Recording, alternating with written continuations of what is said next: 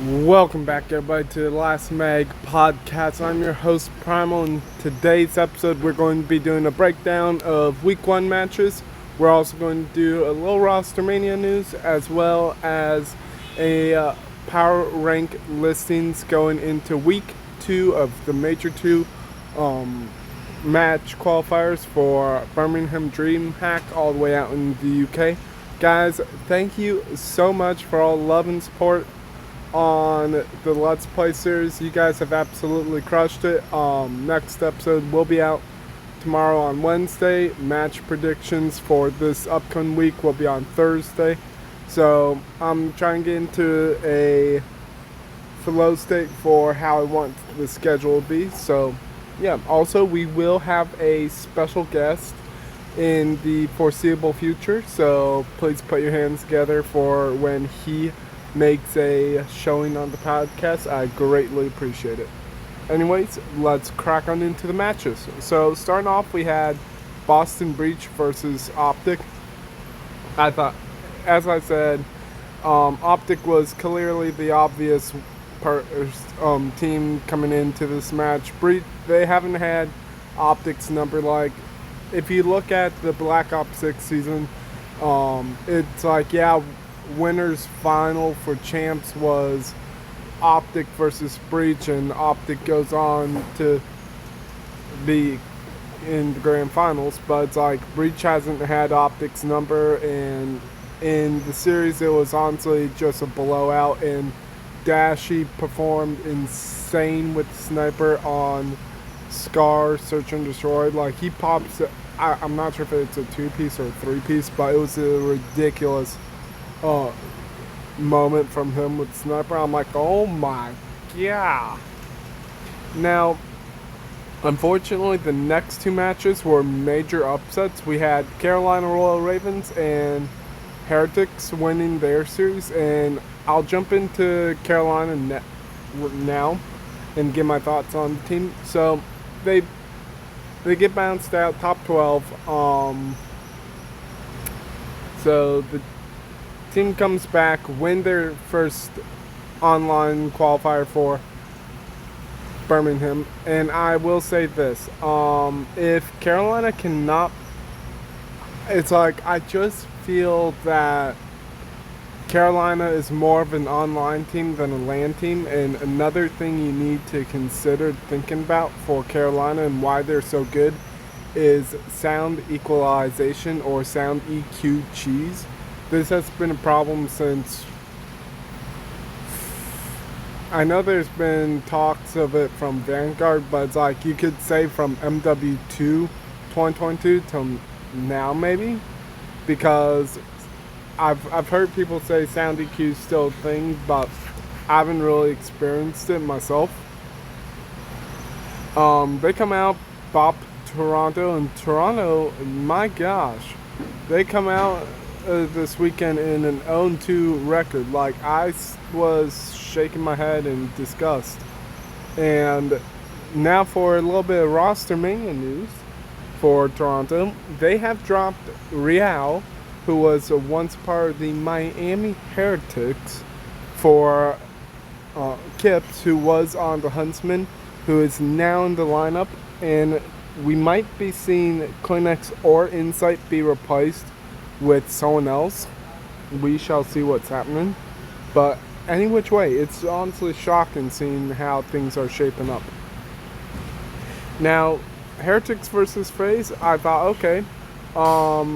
Close map 1, 250 to 202, I think. And then round 11, I thought, okay, boys going bounce back, steal game 2. Nope, Heretics getting done in round 11. Then 4-3 in Overload, and I am banging my head against my desk. FaZe just looked lost, didn't know what they were doing. I'm just going to call it the Major 1 hangover, not from winning, but from their losers bracket run. Yeah, not impressed with them in that series, and Zuma was crashing out for sure, because I was watching his POV. Next up, So going in Saturday, the first series of the day was Gelmates versus Falcons. So again, I predicted the winner correctly on Saturday, and I think on Sunday too I predicted the winner correctly. Yeah, I did. So it's like every single match for Star Major 2 for the starting match I predicted correctly. So Paris Gelmates versus Riyadh. Riyadh did put up a bit of a fight, but it just wasn't enough for them. And I'll get into the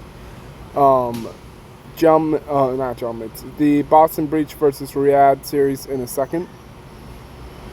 So next we have G2 versus Optic. This one did go game 5.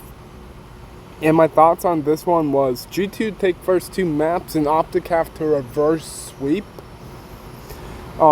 They at first when I was watching Overload, I was like, oh my gosh, G2's actually botting Optic, and then Optic just pull out the gunny and just start firing like there's no tomorrow. Now I will say,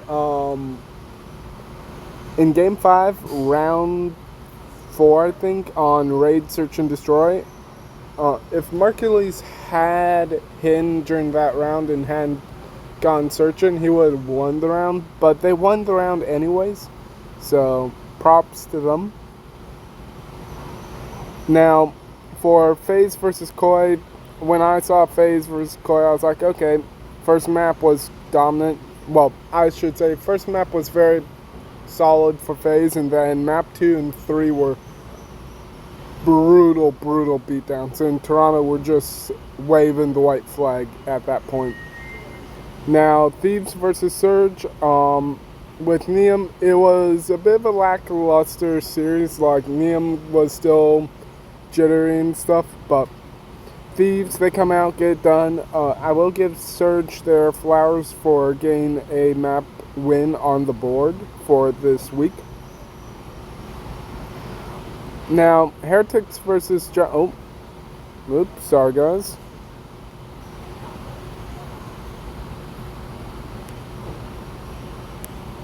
I did not mean to do that. I am so sorry.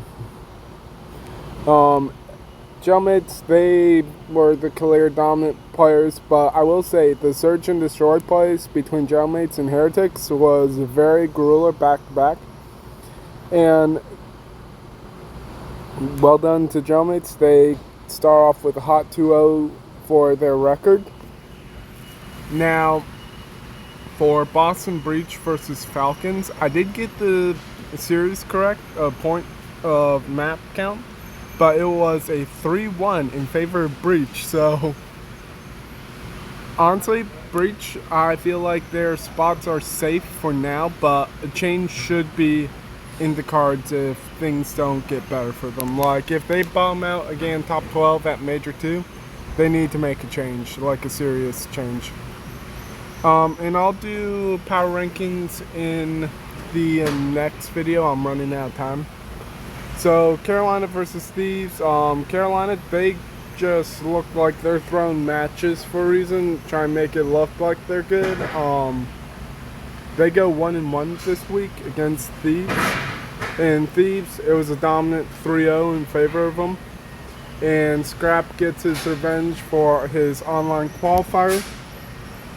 And now, final series, Cloud9 versus G2. This one had people's heads turned because you didn't know what to expect out of Cloud9, because it's a fully bona fide challengers team. And when I watched the series, they actually did show signs of life. Like, they were actually trying to win and stuff. The one map that might have been in favor of them was the Overload on Scar, but yeah.